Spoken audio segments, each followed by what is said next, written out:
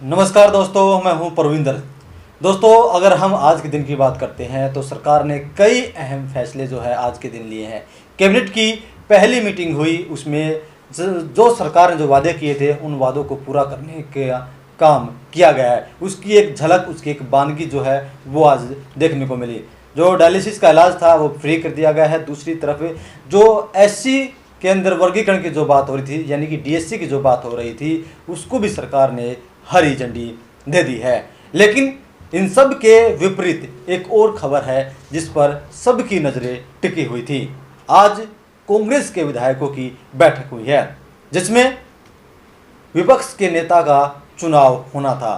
चंडीगढ़ में ये बैठक चली, काफ़ी समय तक ये बैठक चली और इसमें 3 ऑब्जर्वर जो हैं वो भेजे गए थे।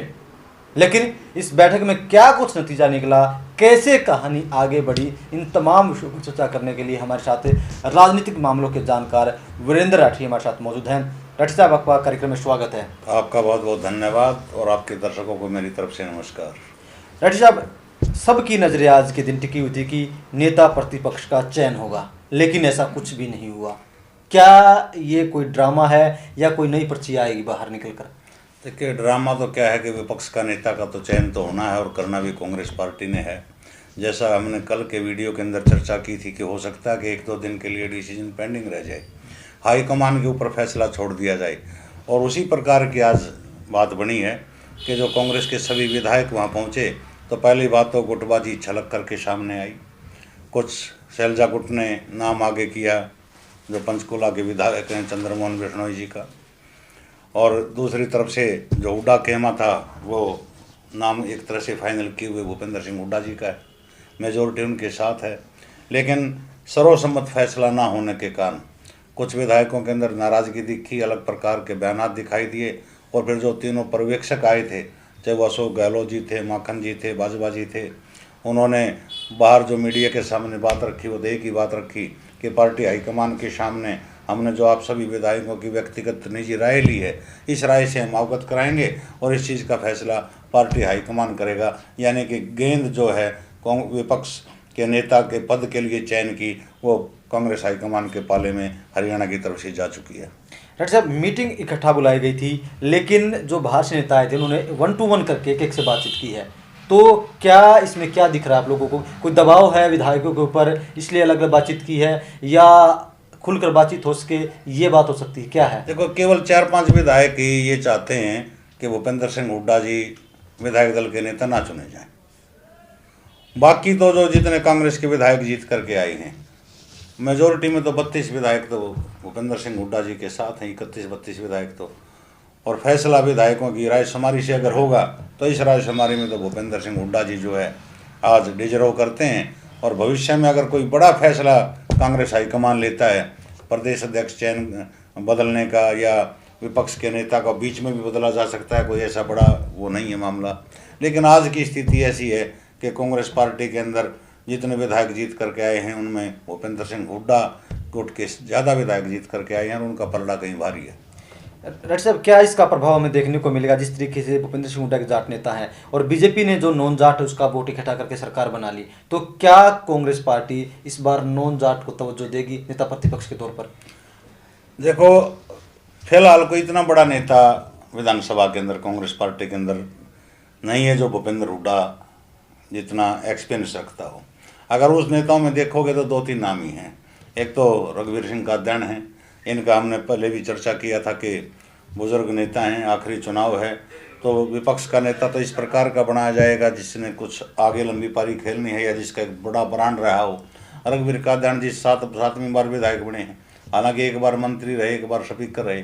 लेकिन भूपेंद्र सिंह हुड्डा जी तो प्रदेश अध्यक्ष भी रह चुके, सदन में विपक्ष के नेता भी रह चुके, 10 साल तक प्रदेश के मुख्यमंत्री भी रह चुके, 4-5 बार मेंबर पार्लियामेंट भी रह चुके। अच्छा खासा अनुभव भूपेंद्र सिंह हुड्डा जी के पास, इतना बड़ा अनुभव किसी दूसरे कांग्रेस लीडर के पास मैं मानता हूं कि हाउस में इतना नहीं है।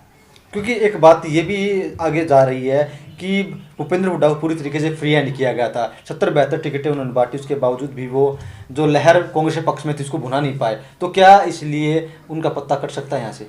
देखिए, चुनाव हो चुका, टिकटें उसने बांटी, सर्वविदित है कि 72 टिकटें हुड्डा साहब ने बांटी, लेकिन सत्ता के गलियारों तक कांग्रेस को नहीं पहुंचा पाए। लेकिन पार्टियों की भी एक मजबूरी होती है, समय के हिसाब से फैसले लिए जाते हैं। मनोहर लाल खट्टर जी का जब कहीं न कहीं विरोध शुरू हुआ तो नायब सिंह सैनी जी को बहुत आखिर में आकर के बदला गया, और बदलते ही समीकरण भाजपा के हक के हो गए। प्रदेश अध्यक्ष को बदला, वो भी उनके हित में जा बैठा फैसला।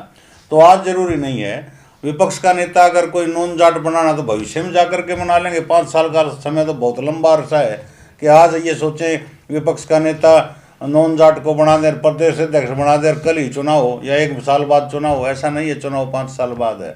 5 कहने को 5 साल आप दिन से मल्टीप्लाई करके देखो कितने दिन हो जाते हैं 5 साल के अंदर।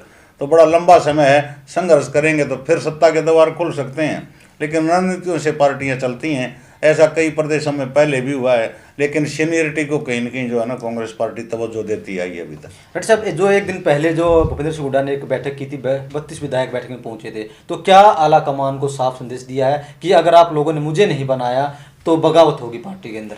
बगावत होगा कुछ नहीं होना। फैसला भूपेंद्र सिंह हुड्डा जी के 99% में तो मान रहा हूँ कि उनके पक्ष का आएगा, उनके नाम का आएगा। और ये इतना बड़ा मामला नहीं है, इसको तो एक प्रेस्टीज इशू से जोड़ करके देखा जा रहा है।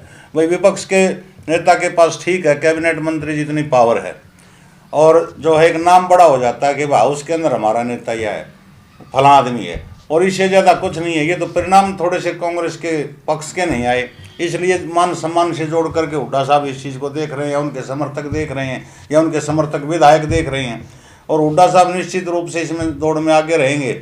अगर स्वयं का उनका कहीं नाम कटता दिखाई देगा तो अपने ही गुट से किसी न किसी विधायक का नाम आगे कर सकते हैं। उनमें अशोक अरोड़ा जी भी हो सकते हैं, मैडम गीता भुक्कल जी भी जो झज्जर से विधायक हैं, कुल मिलाकर के 5वीं बार विधायक बनी हैं, 4 बार झज्जर से बनी हैं, 1 बार कलाद से बनी थी। तो ये दोनों कोटों को पूरा करती हैं।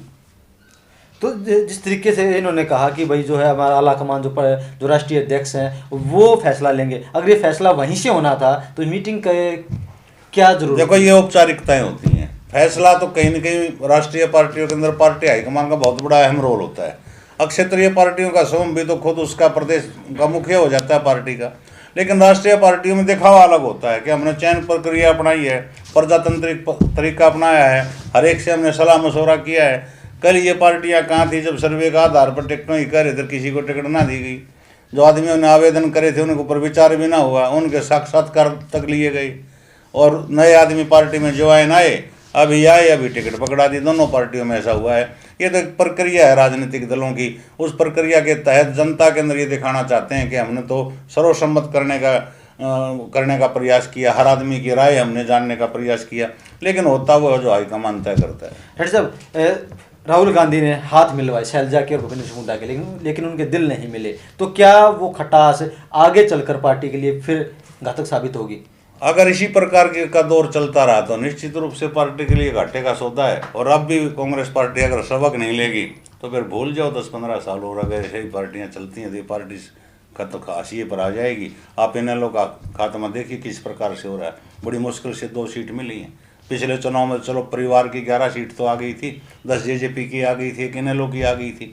आज जेजेपी हाशिए पे 1.5% वोट, 4-4.5% वोट इनेलो की, एक 760 कुछ वोटों से जीता है, एक 4100 कुछ वोटों से अभ्यसन का लड़का अर्जुन जीता है।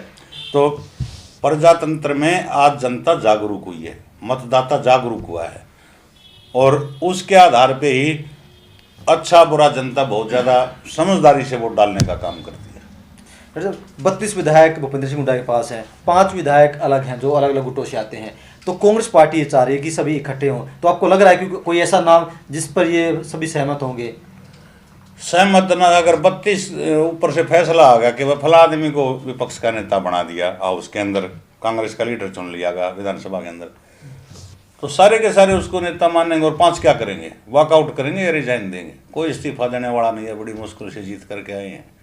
ये कुर्सी जो है ना एमएलए की, ये बड़ी मुश्किल से मिलती है, और ये तो भागों वाले को कई बार मिलती है ना। तो आदमी की लाइफ निकल जाती है सपना पूरे होने में कि विधायक बनूं, और जब जा करके एक बार नंबर पड़ जाए तो अपने आप को बड़ा सौभाग्यशाली मानता आदमी। कोई किसी का विरोध नहीं करता। इनकी सेटिंग हो जाओ 1 मिनट में सारे सहमत हो जाएंगे। पब्लिक का मूर्ख बनाने से मतलब है राजनीतिक दलों को। कब तक आप लोग उम्मीद कर रहे हैं कि ये डिसीजन हो जाएगा? इनके बिना ना तो सरकार प्रभावित, ये विपक्ष का नेता अगर एक महीना ना चुनेंगे तो क्या सरकार काम करना बंद कर देगी। परसों काल शपथ ली थी, आज है कैबिनेट की मीटिंग, आज है फैसले इम्प्लीमेंट। विपक्ष अपना चुने जाओ। कांग्रेस की रणनीति रही है टिकट बांटेंगे तो बेराना के पुड़िया ऐसी बनाओगे कभी आखिर में देंगे लास्ट डेट के ऊपर। भाजपा अपना कर करके डिक्लेयर पार बोला है और इसी प्रकार का ड्रामा अब हो रहा है। अरे विपक्ष का नेता चुनना है, विधायक तुमने नुबेरा किसके गणे जीत के आ रहे, 1 मिनट का फैसला है। जैसा हमने कहा था कि पार्टियां मंथन करती हैं कि हमारे क्यों भाई, 1 मिनट में हम बता देते हैं जनता ने वोट ना दी इसलिए। अरे क्या का मंथन है, वोट पाने का तरीका ढूंढो। नेता चुनना है, ये हाईकमान इसके ऊपर 5 दिन सुनेगा, 2 उसकी सुनेगा, फिर किसी दूसरे नेता से पूछेगा किसको बनाएं किसको ना बनाएं, आखिर में नाम वहां से आना है, ले दो नाम, कोई चाँच चपट ना होने किसी भी प्रकार की। क्या जो हाईकमान का कमजोर है क्या उसी का फायदा उठ रहा है हरियाणा में? हाईकमान कमजोर क्या है, हरियाणा में भी पार्टी कमजोर है जब सत्ता में 3 बार से नहीं आ रही। जो एलिगेशन लग रहे हैं पार्टी का जो सारी चौधर जिस आदमी के हाथ में है और वो तीसरी बार भी फ्लॉप साबित हो रहा है सरकार बनाने में। हाईकमान क्यों कमजोर है? प्रदेश के हाईकमान खुद कमजोर है। प्रदेश अध्यक्ष प्रदेश का मुखिया ही चुनाव हार गया, वो कहाँ मजबूत है? 12 साल से संगठन नहीं है, संगठन है ही नहीं, संगठन नाम की चिड़िया ही नहीं इनके पास। ओप कैमरा जितने ये विधायक जीत करके आए ना, सीनियर मोस्ट विधायक कांग्रेस पार्टी के, आप ओप कैमरा किसी भी विधायक से जाके पूछ लो, रोहतक के विधायक से पूछ लो, झज्जर के विधायकों से पूछ लो, सारे इस चीज़ को कहते हैं कि संगठन होना चाहिए, लेकिन मजबूरी है बेचारे, क्या करें। तो चलिए, आज कांग्रेस की बैठक में फैसला जरूर होना था, लोगों को उम्मीद थी, लेकिन वो फैसला नहीं हो पाया। अब हाईकमान तय करेगा कि नेता प्रतिपक्ष कौन होगा, लेकिन इतना जरूर है कि कांग्रेस पार्टी में एक शुभकामनाएं मैं हरियाणा प्रदेश के, पहले तो कहते थे बेरोजगार, आज वो रोजगार पे जो 25,000 युवाओं को लिस्ट आई है और उसमें जिस भी साथी का, भाई का, बहन का, बेटी का चयन हुआ है, हमारी टीम की तरफ से उन सबको बहुत बहुत शुभकामनाएं। तो चलिए दोस्तों, कांग्रेस पार्टी का ड्रामा तो चलता रहेगा, लेकिन काफ़ी सारे युवाओं को रोजगार भी मिला है। सरकार ने जो वादा किया था, नायब सैनी ने उस वादे को पूरा भी किया है। और दूसरी तरफ कांग्रेस पार्टी में एक हाई वोल्टेज ड्रामा जो है वो जरूर चल रहा है कि कभी कहते हैं चंडीगढ़ से जो विधायक दल का जो नेता है, प्रतिपक्ष जो नेता है वो चुना जाएगा, अब कह रहे हैं कि चंडीगढ़ से होगा। हमारी नज़र लगातार इस खबर पर बनी रहेगी। राठी साहब, हमारे साथ चर्चा में शामिल होने के लिए आपका बहुत बहुत धन्यवाद। शुक्रिया।